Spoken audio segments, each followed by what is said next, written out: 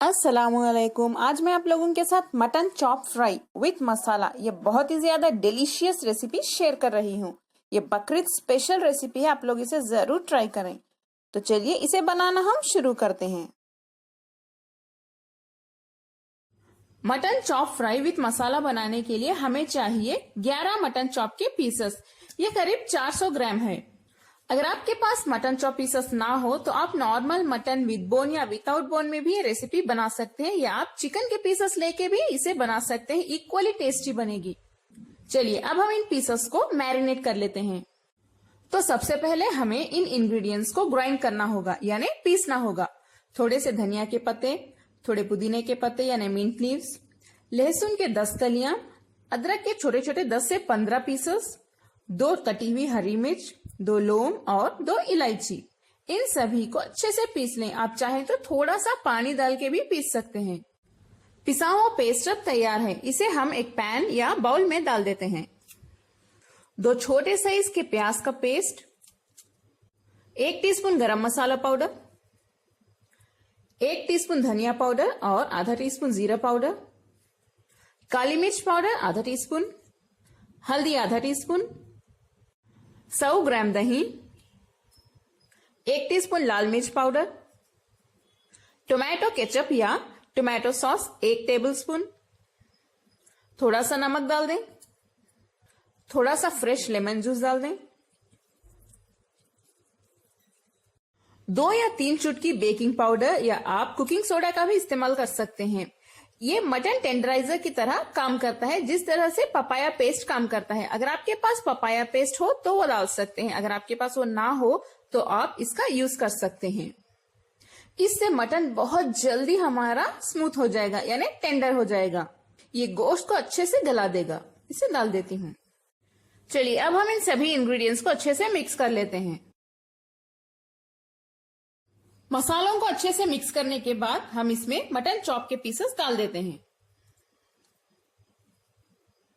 इसे भी हम अच्छे से मिक्स कर लेते हैं। इन्हें अच्छे से मिक्स करने के बाद हम इन्हें 2 से 3 घंटे मैरिनेट होने के लिए रख देते हैं। अगर आपके पास रेफ्रिजरेटर हो तो उसमें रख दें। अगर आपके पास रेफ्रिजरेटर ना हो तो आप इसे 1-2 घंटों के लिए बाहर भी रख सकते हैं। मटन चॉप्स हमारे मैरिनेट हो चुके हैं। पैन में हम 2 टेबलस्पून तेल और थोड़ा सा बटर मेल्ट कर लेते हैं। ये कुछ 20 से 30 ग्राम होगा। बटर मेल्ट हो गया है और तेल भी हमारा अच्छे से गर्म हो गया है। अब हम इसमें मैरिनेट किए हुए मटन चॉप्स डाल देते हैं।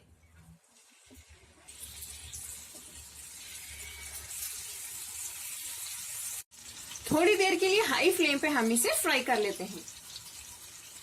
मटन चॉप्स हमारे अच्छे से फ्राई हो रहे हैं। देखिए ऐसे ही हम इसे फ्राई कर लेते हैं।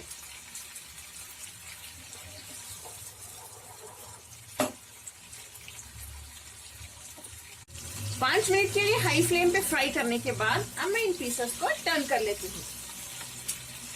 देखिए कितने अच्छे से फ्राई हो रहे हैं।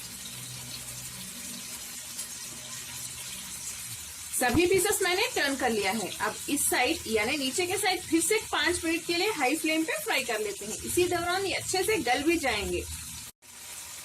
इन्हें अच्छे से हिलाते रहिए।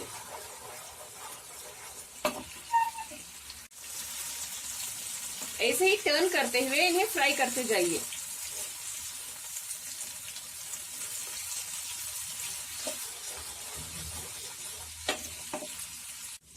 मटन चॉप्स को मैंने 10 से 12 मिनट तक हाई फ्लेम पे अच्छे से फ्राई कर लिया है। अब मैं फ्लेम बंद कर देती हूँ और इन चॉप्स को एक प्लेट में निकाल के रख लेते हैं।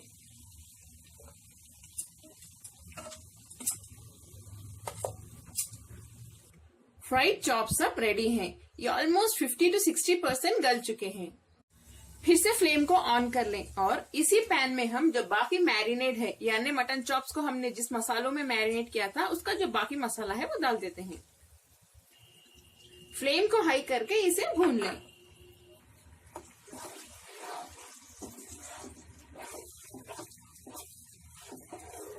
इस मसाले को मैंने हाई फ्लेम पे 3 से 4 मिनट तक अच्छे से भून लिया है। इसकी जो कच्ची बू है वो चली गई है।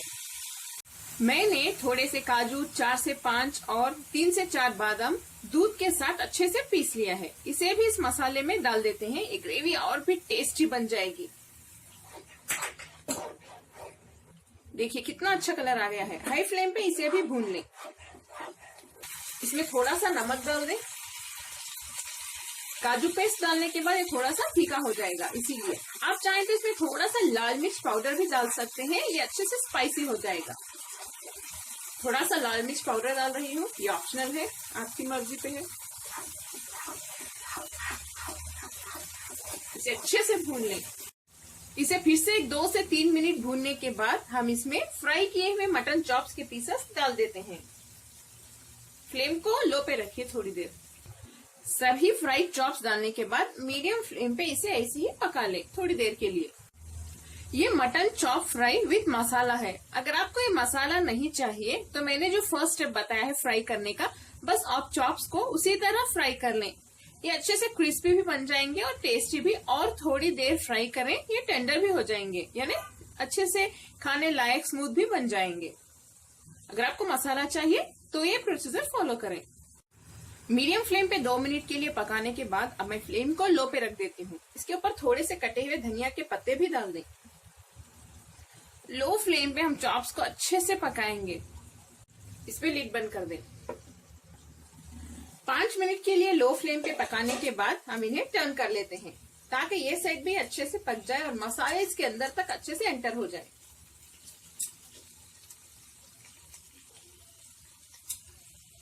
टर्न करने के बाद फिर से हम इन्हें लो फ्लेम पे पका लेते हैं। अब चॉप्स अच्छे से कंप्लीटली गलने तक इसे पकाएं।